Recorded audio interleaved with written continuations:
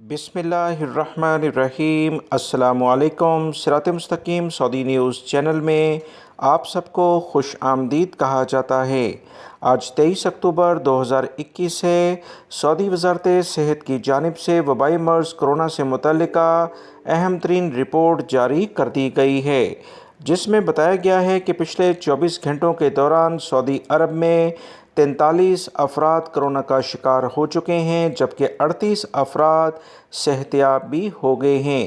سعودی وزارت صحت کی تازہ ترین اطلاعات کے مطابق 2 افراد کرونا کی وجہ سے پچھلے 24 گھنٹوں کے دوران انتقال بھی کر چکے ہیں۔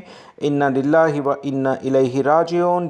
جبکہ 74 افراد کی حالت کافی زیادہ خراب ہے، ان کے لیے خصوصی طور پر دعا کی جائے۔ سعودی وزارت صحت تمام غیر ملکی اور سعودی شہریوں کو اب تیسری خوراک کے لیے یعنی تیسری ڈوز کے لیے مشورہ دے رہا ہے، جس پر عمل کرنے سے غیر ملکی اور سعودی شہریوں کو آنے والے دنوں میں جو نئے قوانین سامنے آ سکتے ہیں اس سے کافی فائدہ ہوگا۔ بہتر ہے کہ مناسب ٹائم پر ہی تیسری خوراک لے لی جائے۔ ویڈیو لائک کر کے شیئر بھی کیجیے گا۔ السلام علیکم۔